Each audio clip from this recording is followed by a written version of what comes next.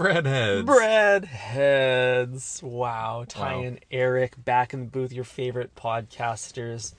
This is a podcast previously about Subway sandwiches. I think we should rebrand it. No longer about it. It's just previously about it because we talk about a medley of other fruits, vegetables, and topics. That's right. We talk about this whole seafood medley of other things. Forget what you heard. This is a new dawn, Ty. Yeah, it's a buffet of cultural references and topics of interest. Yeah, dude. Dude, thanks. Dude, we are recording this in a steamy booth today. This is turning into a steam room versus a toaster. We're well into the fall season here in beautiful British Columbia. We're in the car. This is a rainy, wet Tuesday afternoon. Yeah, dude. The condensation on your windshield reminds me of the condensation on the side of the bucket that the tuna is in. And that's making me feel like I am the tuna fish right now. Waiting to be scooped out of your sunroof and laid across bread. Dude, you're 100% correct. We are the fake tuna. It's confirmed. But yeah, dude, this condensation looks actually nasty now that you think about it. Yeah, dude. It's weird. I feel like we're in a sauna right now. We are. By the end of this episode, it's going to be nasty in here. And we're about to get nasty on mic. Hell yeah. Ty, I went to I was kind of bamboozled this weekend because I went to a buffet on Sunday. I went to the famous Balkan House restaurant over in Edmonds area of Burnaby, where my people seem to want to reside for some reason. I don't know the Balkan House restaurant. I'm not familiar with this lore of the greater Vancouver area. But tell me about the buffet. What's going on there? Well, they have a brilliant Sunday buffet there. But we had a weird situation where we had pulled up, made a reso for 2 p.m. And we got there, no buffet. Buffet. The buffet trays were cleaned out, ready for closing. It was just like Subway at 2 a.m., just hibernating overnight. Empty buckets. Empty buckets. Dude, I can't escape the buckets. If I'm not at Subway, I'm at a buffet somewhere. This is the thing that's kind of funny is that you and I, on microphone we've dunked on buffets so many times. Historically anti-buffet. Yeah, dude. But I'm shorting the buffet. Yeah. But Subway is kind of a buffet. It's got all the qualities of a buffet. You just don't get to scoop the meatball yourself. That's true. So it's actually kind of an elevated buffet in that sense. Right. It's kind of like the special roped off section at a Mexican resort where you have to ask the chef to plate it for you. You're within the buffet, but within the buffet there's another buffet kind of thing. Yeah, the speakeasy buffet within it. Private access. You have to line up by a queue. There's usually a rope. One at a time, you tell them what you want to do. Exactly. You say, "Let me get a bite," and he says, "I got you." What's kind of funny about Subway is they've also upgraded all of the soda machines to become fluid buffets. God damn.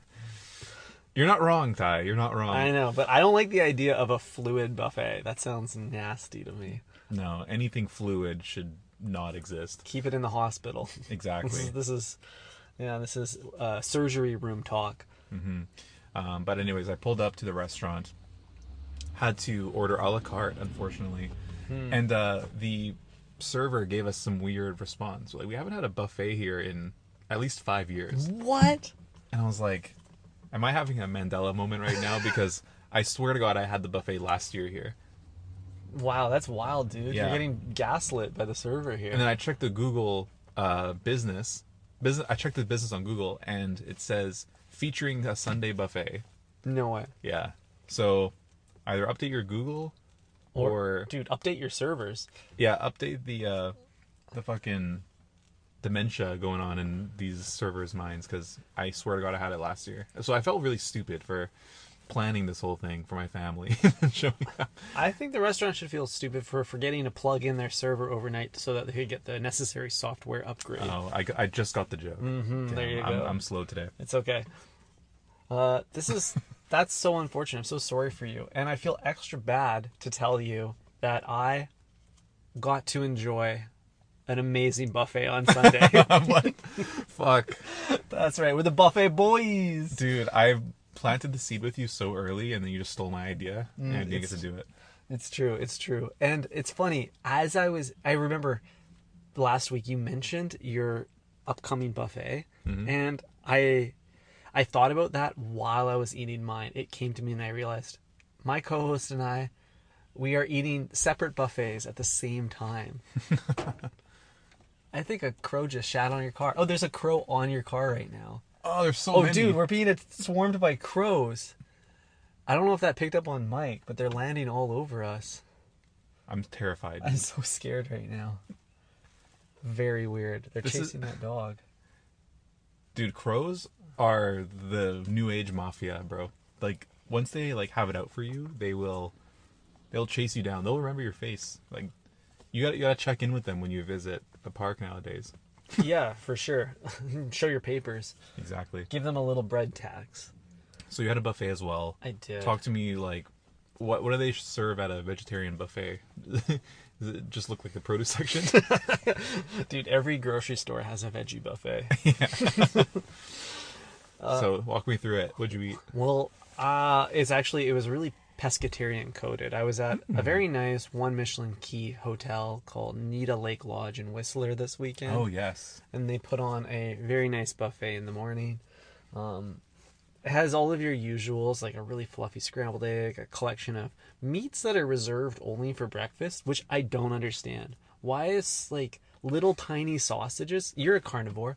Why are you only eating the itty bitty sausages before noon? Afternoon, it's like you stop eating. They're just sausages. Why? Dude, this is the North American need to, organize. Unnecessary, in my opinion. Europeans, we don't care what time it is. We're eating sausage and drinking beer all day long. Yeah, that's true. I mean? But they get bigger throughout the day. I guess if you want to look at it that way, it's like portion-wise, you're probably eating more at dinner than you are at breakfast. But it's not like you're eating one sausage. Like, you're eating 5 of those little guys at noon, and then 2 of the big guys at dinner. Yeah. You know what I mean? So, and if it's a breakfast buffet, triple that. Yeah, 100%. Dude, buffets are just like a recipe for disaster. If I'm being honest, they do suck. Not just that, but also I'm overeating every single time because if I don't have 3 plates, I feel like I'm wasting money here. Yeah, totally. And that's even how I feel at Subway if they don't put extra lettuce on my sandwich. I know it's free, but give me as much as you can. Dude, at any buffet that has a quality cut of meat, I'm going full carnivore Liver King diet. Yeah, you were hopping in, you were protein loading. Yeah, it brings me back to the one I had in Vegas where I just had 4 slices of prime rib and 10 crab legs, and that was it. Damn. More protein than Drake. God damn it. Yeah, so that's kind of the vibe here. I was actually going to tell you that there was crab leg on the menu, which I thought was pretty cool for a buffet. Did you tap in? I did. I had a couple legs myself, but they didn't give me any of the supplementary specialized tools for crab legs. So I'm in there with a regular fork and knife trying to scoop this stuff. Yeah, which that's tough. I think it's by design to slow you down so you take less food from the buffet. It gives your body, your metabolism a chance to actually catch up to your mouth. Right. And then you don't go back for another plate. That actually makes a decent amount of sense, because if I'm just loading up the crab like I would at Subway, seafood medley style, handfuls at a time onto the bread, I'm going to go with way too much. Makes me think Subway could probably save overall money on amount of ingredients if after stage 1, after you get that meat on there, they just give you a quick bite. Just pass it over the barrier, 1 bite, and send it back. Just satisfy the craving. Give me the ick a little bit. I don't want anything else in there. I'm good. Speaking of getting the ick, I think everyone should start with a 6-inch, and then have the opportunity to buy the second half of that sandwich, the other 6 inches, at the footlong price. Yes, 100%. That is such a good idea, Eric. And you should be able to add infinite numbers of 6 inches, depending on your appetite. So don't stop me at 12. Let me go to 18. 100%. economy of scale. Yeah. But So you know what though? in that case, you're kind of actually buying a subscription service for like 2 hours of Right. sandwich consumption. Right. It's kind of like on Amazon. Like you save 1% if you sign up for this subscription. Yeah, the recurring purchase model. Yeah. Would you like to receive like an HDMI cable every month? Thank you so much. Put it in my collection. Yeah. There's definitely an old guy somewhere who doesn't know how to cancel that and is receiving like a TV every quarter or something. Dude, Amazon's so freaky with their like dark user experience patterns. Yeah. They would sign you up for that kind of shit, you know? You buy like one Vitamix blender off Amazon and they're trying to send you a blender every quarter. Mm-hmm. You need a new one? Yeah. But also we all have that old guy in our lives who just like can't pass up a deal. Mm-hmm. So like they'll save 3% on Amazon. They'll get the footlong, you know, whatever's the daily special. I also saw at Costco they were selling Subway gift cards, $100 Subway gift cards for $80 At Costco. at Costco. So you're getting 20% off $100 worth of Subway. Exactly. So That's a lot of footlongs. so somehow Subway is giving Costco a deal. They've brokered a deal, Donald Trump style, where they're probably getting it for 50 cents on the dollar, and they're marking it out to 80. So it's like the consumer's like, oh fuck, I can save 20% off Subway. That seems like a good deal. That does seem like a good deal. You can't afford to not buy that. Everybody wins but Subway here. Maybe. Actually, Subway wins because they get $80 worth of business. Yeah. I mean, how much is a sandwich worth? Like $1? I bet you it costs them, like, for your run-of-the-mill cold cut combo, that's got a retail price, what, $7 for 12 inches? Retail price, yeah. Yeah. And cost of production is probably like 30 cents. It can't be more than that. Yeah, you're probably right. Add labor, maybe it's 50 cents. Yeah. So what are we even looking at here? Like a scoop of flour? Yeah. Water? The bread which is free. basically free. The bread just comes from the air.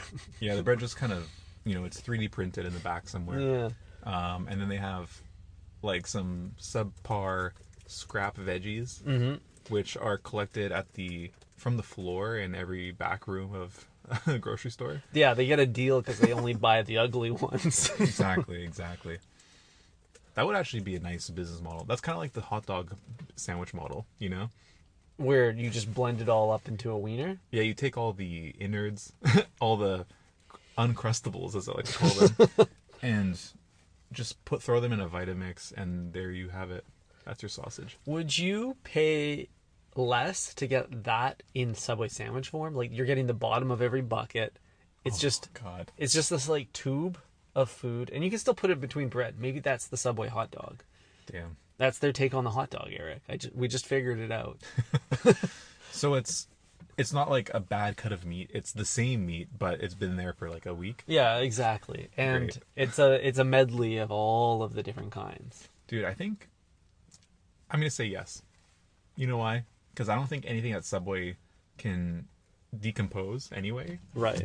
And the savings would actually make it worth eating there. Because like if I'm paying like $8 for a sub, I'm thinking, damn, I could have just like went for a walk for lunch, you know, instead. But if it's like half off, kind of like when you go to a bakery and you get half off yesterday's loaf. Yeah, the day olds. I don't think there's any issue with that. Just toast it. Just double toast the sandwich and you're good to go. That's right. Just burn off any bacteria that may have developed on the outer layer. 100%, dude. I'm toasting it with the meat and cheese on, and then I'm saying, fuck it, run it back. Yeah, dude. I'm here for it. I do like the idea that going for a walk for lunch is probably better for your body, mind, spirit, everything than eating a foot long. Oh, I would 100% recommend skipping lunch if you're considering getting a footlong. Yeah. Most of the time, it's better to skip the meal than give in to any craving. Yeah, exactly. You just gotta find that one thing that'll replace your worst vice. Mm-hmm. You know what I mean? So if you're no longer drinking alcohol, just have a gummy worm. You know what I mean? That'll soothe any craving. Replace it with something just as bad, actually. Yeah, try Sugar. smoking. Yeah. Sir, have you tried smoking? Yeah, have you tried fentanyl? Yeah, dude. That's the end all be all.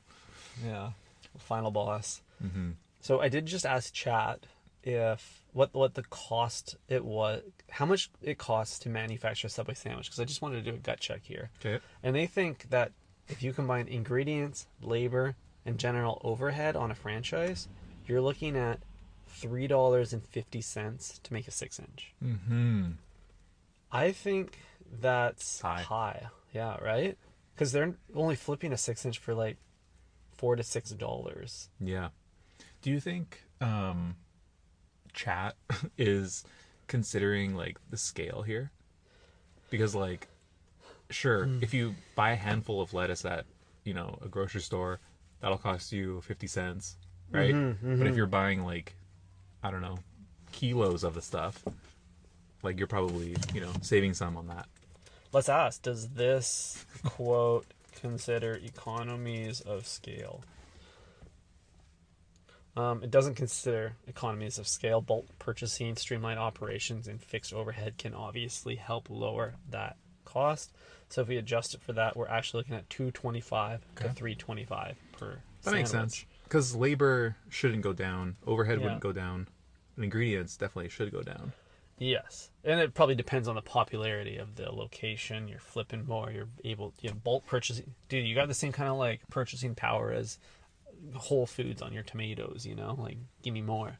Give me more. Okay, they're Britney Spears. Who cares?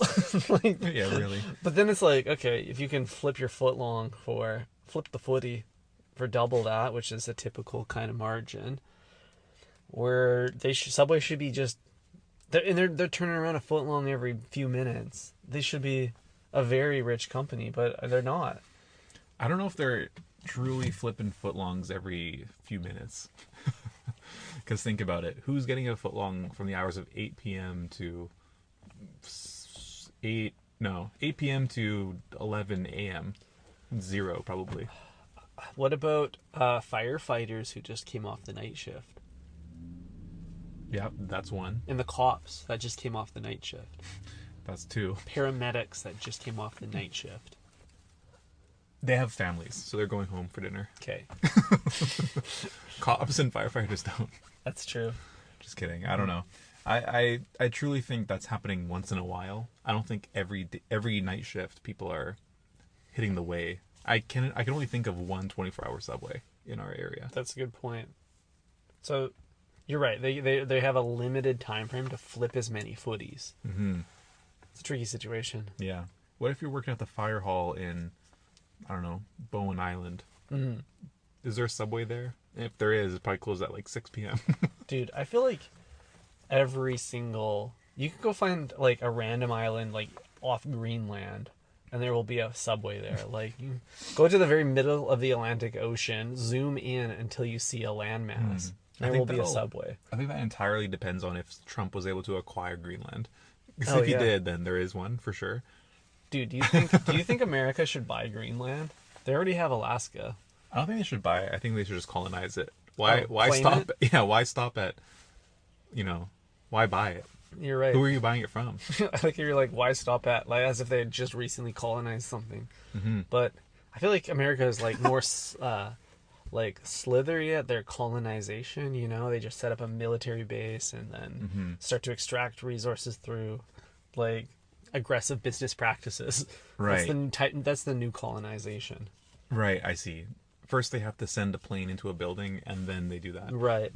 Exactly. And then once they've established a few subways there, then they've completed the cycle. Now right. The gentrification begins. Dude, then they issue the nomadic visa, the digital nomad visa. Wow. What? If your country has one of those, you're fucked. Yeah. Your rent's going up, buddy.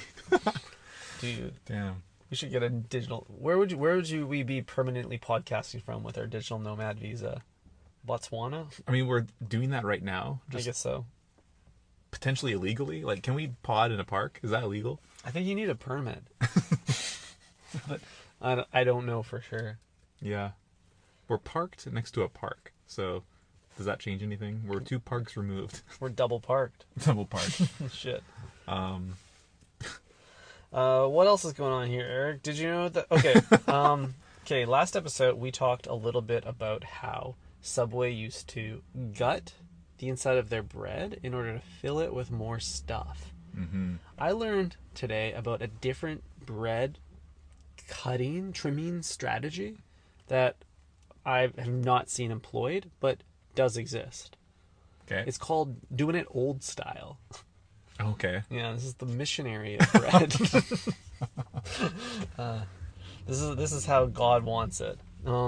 Cutting your bread old style, and you can ask the sandwich artist to do this, but because it is old, you want like a senior manager to take this on. Right. You need someone who has been at Subway for how long? 10 years? Mm-hmm. If they got the 10-year Muhammad's Way badge, then you're in the clear. They're gonna know what to do. Damn, dude, that's a great way to tell like who's been a lifer at any like minimum wage business. It's like how old the name tag looks. Dude, yeah, they got the old style logo on that thing. Yeah, when I quit my minimum wage job, I remember ceremoniously tossing my name tag in the garbage on my way out. That's beautiful, and it was so nice, dude. It's like when they tell the chief of police to like hand over the badge. Yeah. Badge and gun, please. Yeah. Throw it in the trash. Dude, that's their cheese and toasted. Whoa. License gun. and registration. It's kind of the same thing. Wow. Dude, that guy's got a license to toast. Yeah. Let's go. Yeah, because they graduated from Subway University. So, old style for the old heads. This means cutting the bread from the top down into the sandwich to make a big trench. Then you get this like V shape that comes into your footlong. You stuff that full of your food, and then you put the bread back on top like a little roof. Okay. I think we've talked about this. I've never heard of this before. I've never seen it. It has to be a V shape? Yeah, the V shape's what's recommended. Okay. So, okay, this is kind of what I was picturing when I was thinking about old style. Like, you're kind of scooping out the top of the bun. Yeah. So, I always thought it was you do your typical horizontal slice, create 2 equal halves, and then you start building your trench. But old style is you're building a trench from the roof into the bread. Got it. Okay, the duplex. You're maintaining the composition of the like loaf-like shape by doing that. Mm-hmm. This makes sense. And then you cap it at the end, like the Titan sub. You know, there's only like a little latch at the top to get in and out. Right. And under extreme load, it will burst. Exactly. And you're gonna stuff that thing until the compression is too much. Mm-hmm. Ty, my hands are tingling just thinking about this sandwich because I already know that gripping this thing, my hand's getting dirty. Like, you're pressing down on the roof, and sauce is like jumping out both sides. You know what I mean? Because the benefit of like cutting it down the middle is one half is like kind of like a taco almost, like a horizontal taco. One hand is safe from all the stuff inside. So if you're eating it one-handed, you can just grab that clean side and not worry about olives touching your palms. That's a good point. There is like an ergonomic risk here, but I'm also a little bit worried with the old style approach. If there's too much pressure in there and you are doing everything you can to like hold that lid down, but it wants to pop, like there will be leakage, not just on the top, but the largest pores of the footlong bread will start creaming out little drops of sriracha sauce, you know? Oh, no. A little bit of sweet onion out the tip. This has gotta take years to master, if I'm being honest. I don't think any old sandwich artist can attempt the old style cut on their first day on the job. It's just simply not possible. Dude, yeah, this is a black belt move. 100%. Whereas like everyone has the innate ability to cut a loaf of bread in half. We're born with that skill. Yes. And it requires a professional degree of restraint from both the artist and the customer, because both parties need to understand the limitations of the bread. And I could see a Okay. customer pushing your sandwich artist beyond what they're comfortable with. This is why we got to rename sandwich artists to sandwich engineers. Structural engineers at that. That gives them a bit more credibility when making a decision for the safety of everybody. Yeah, 100%. You're also like letting people know the kind of job they're applying for. You know what I mean? Like, let's be real. There's no artistry happening on the artist's side. Ironically so. It is ironic. It's all happening on the other side of the glass. Well, we've never really asked them if they consider themselves an artist. Maybe there is artistry in the craft of the kind of construction. Yeah. I mean, it depends if you think Bollywood is real. Fair enough.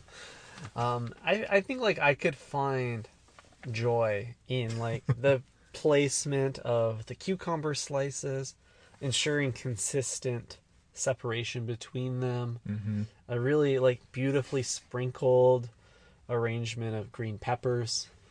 I agree, Ty. I'm just thinking about at the beginning of this episode, we said we don't talk about Subway anymore, and this is maybe the most Subway episode we've had Extremely all year. Subway centric. I'm surprised we even have anything to talk about at this point. I think like if we don't come prepared with like current events, we end up just going deep on the sandwich brand's institution. Dude, fall back to what we know and love, hey? Exactly. Wow. We can go unlimited time when it's Subway. Anything else, regarding Diddy's financial status or legal status, we tap out a little bit. Yeah, if it's a slow news cycle for Diddy, then we're going back to our ways. Exactly. I don't have much else to talk to you about, Ty, but I think this has been a fun episode. Unless you have anything else you want to talk about. No, I don't. This has been so much fun, breadheads. Thank you for listening. Eric, thank you for thinking freshly with me. Dude, my pleasure. And if you're new here, because of a story post that you may or may not have seen, welcome to the universe. The sandwich universe. Yeah, it's expanding like the bread in the toaster. 100%. You can shop our merch at shop.thinkfreshpodcast.com. And little hack for the breadheads, use the code breadhead for 10% off.